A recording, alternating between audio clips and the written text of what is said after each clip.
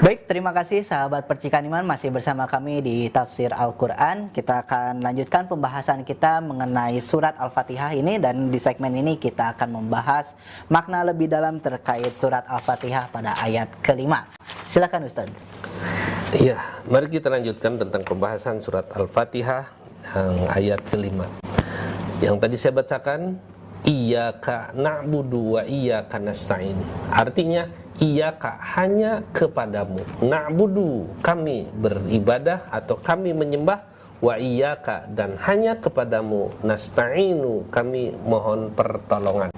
Kalimat iyyaka na'budu wa iyyaka nasta'in, kenapa iyyaka na'budu didahulukan iyyakanya, tidak na'buduka? Kalau na'buduka kami menyembah kepadamu, dan nasta'inuka kami memohon pertolongan kepadamu.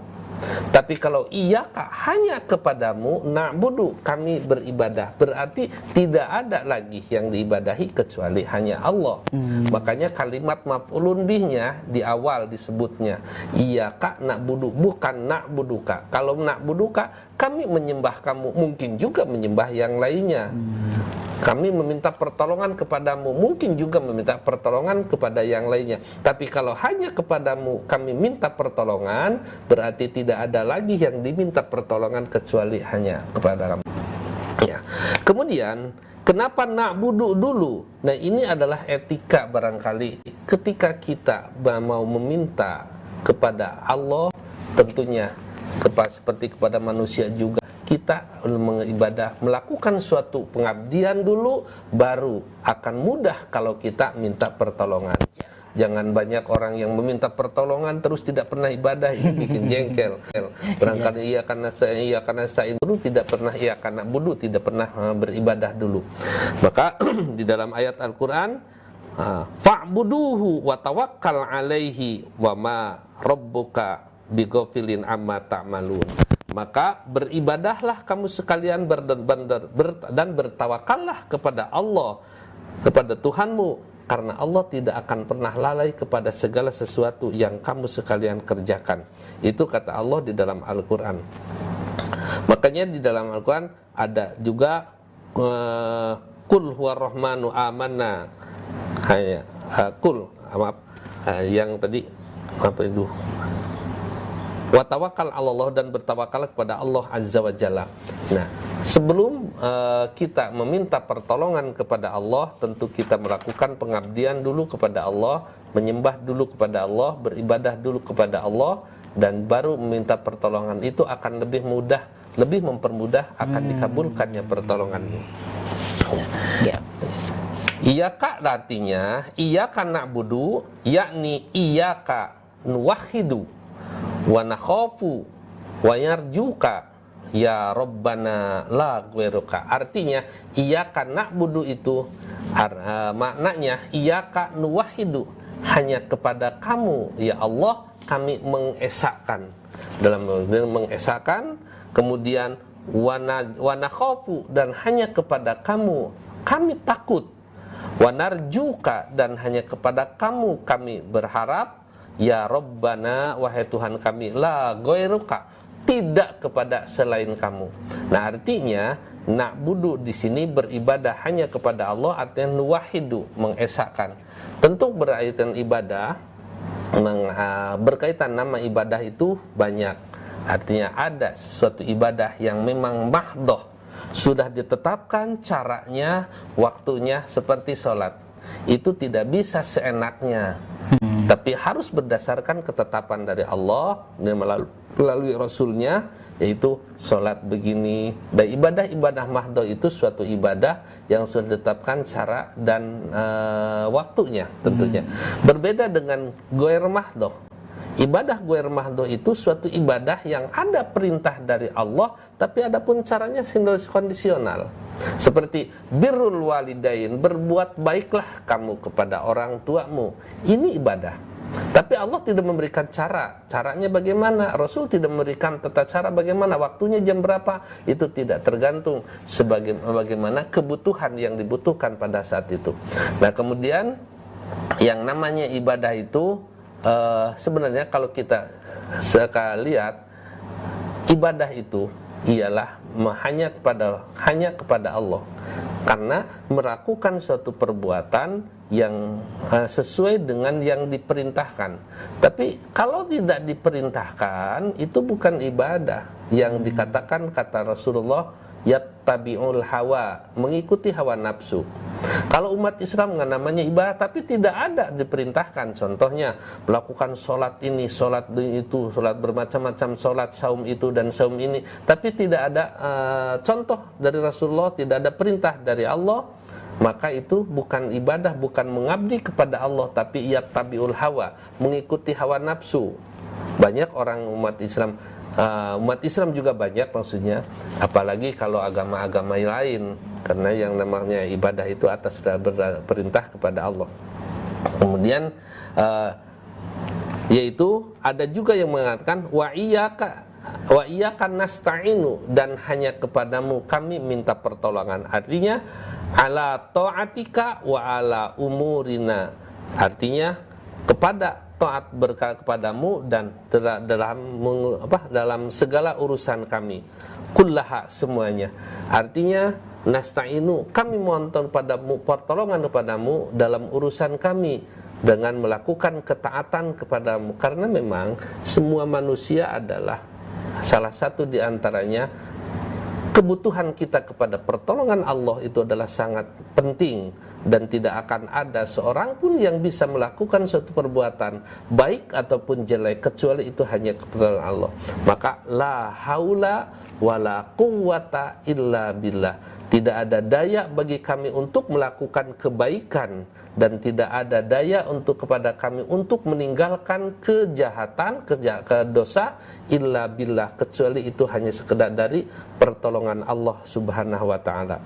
Nah, barangkali pengertian dari iyyaka na'budu wa iyyaka nasta'in jangan dibalikan, iyyaka nasta'in wa iyyaka na'budu, kepada kami minta pertolongan. Kalau dikabulkan pertolongannya, kalau Allah memberikan pertolongan baru mau ibadah. Kalau iyyaka nasta'in wa iyyaka na'budu, tapi iyyaka na'budu, berbakti dulu, mengabdi dulu, baru minta pertolongan kepada Allah. Karena semua baik itu pertolongan itu berupa berdoa kepada Allah, karena semua perbuatan doa manusia, umat Islam maksudnya, tidak akan ada doa umat Islam yang tidak dikabulkan oleh Allah. Semuanya akan bisa, hanya beda-beda bentuk. Kalau kita meminta pertolongan kepada Allah dengan berdoa, kalau sudah pas, sudah waktunya, sudah saat, sudah pantas untuk dikabulkan, maka Allah akan mengabulkan segera. Tapi kalau belum saatnya, maka Allah menunda dulu sampai saatnya tepat. Seperti kalau anak kecil, maksud gini, kalau seandainya meminta pertolongan, kalau dikabulkan sekarang akan berbahaya, karena bisa jadi pertolongan itu akan berbahaya, pertolongan Allah jadi bahaya. Seperti kalau anak kecil belum waktunya, minta silet, minta ini, minta golok, belum saatnya. Iya. Tentu tidak akan dikabulkan. Itu adalah kasih sayang Allah. Bang Panji juga umpamanya minta pertolongan kepada Allah, ya Allah berikan harta yang banyak, kekuasaan, bisa menjadi pejabat. Itu belum kuat. Kalau keimanannya kuat, mungkin akan mencelakakan. Ya, betul. Makanya ditunggu dulu oleh Allah sampai saatnya sudah pantas, enggak.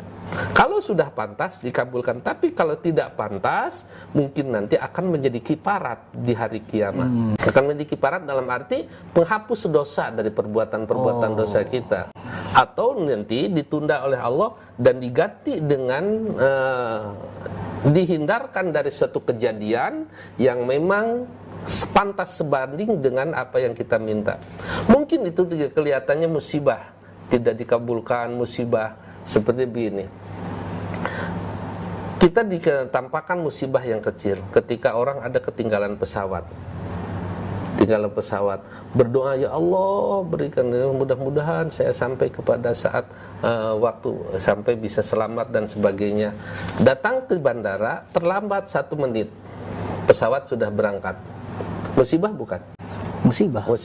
Tapi bisa jadi ketika kita menerima musibah itu rasanya dongkol. Tapi bisa jadi kita justru diselamatkan dari musibah yang lebih besar. Tiba-tiba 10 menit setelah itu berita kapal itu hilang. Tapi musibah tadi gimana? Ya, jadi ada hikmah. Nah, gitu jadi ya. itu bisa jadi doa kita yang sesuatu ketika kita berdoa belum saatnya dikabulkan, tapi diganti dengan dihindarkan dari satu musibah yang lebih besar atau yang sebanding dengan permohonan yang tadi. Karena itu nasta'inu, kita minta pertolongan, tidak boleh putus asa, tetap saja walaupun kita berdoa tidak dirasakan dikabulkan sekarang, bisa jadi Allah sedang menunda dulu. Kalau sampai menunda saatnya, insya Allah akan dikabulkan. Itu janji Allah, janji melalui Rasulnya. Kalau tidak dikabulkan sampai hari kiamat, kata Allah, ganti akan menjadi penghapus dari dosa-dosa. Kifarat dosa ini terhapus dengan, karena itu semakin banyak. Kan Rasulullah mengatakan, para sahabat bersabda, ya Allah, ya Rasulullah, kalau begitu aku akan banyak minta doa. Ya silakan saja. Kalau Allah senang kepada orang yang banyak meminta, dan benci kepada orang yang tidak pernah meminta. Kalau manusia balik berarti. Iya, betul. Kalau manusia minta deui. Iya. Kalau satu kali, tapi Allah justru diminta itu selalu senang, diminta itu selalu senang. Maka berbanyak berdoa itu walaupun tidak terkabulkan di dunia, insya Allah akan menjadi kifarat kepada dosa-dosa yang kita lakukan di selama dunia. Ya, kita tidak lupa. Baik, Masya Allah, dari penjelasannya ternyata di ayat 5 ini memberikan sebuah pesan agar kita tuh selalu mengutamakan dulu untuk rajin beribadah dulu gitu ya, untuk melaksanakan seluruh perintah dari Allah Subhanahu wa taala, baru kita boleh meminta. Jangan sampai kita terlalu banyak meminta tapi kita tidak menjalankan perintah dari Allah Subhanahu wa taala. Dan ketika kita setelah menjalankan berbagai perintahnya, dan ketika kita meminta apapun kepada Allah Subhanahu wa taala, selalulah berhusnuzon, bahkan ketika keinginan kita belum sempat dikabulkan oleh Allah Subhanahu wa taala. Kuncinya adalah tetap husnuzon. Baik Ustadz, nanti saya ada pertanyaan nih yang bakal ditanyakan kepada Ustadz. Namun sebelum itu kita akan break sejenak. Kita akan kembali lagi setelah pariwara berikut ini. Tetaplah bersama kami di Tafsir Al-Quran. Ya Rasulullah, alangkah kejinya seseorang yang telah diselamatkan dari neraka kemudian tidak memaafkan kepada perbuatan orang itu walaupun hanya sedikit. Sejak itu pun saya sudah memaafkan. Hanya keinginanku ingin bersentuhan kulitku yang hitam dengan kulit baginda Rasul yang begitu mulus.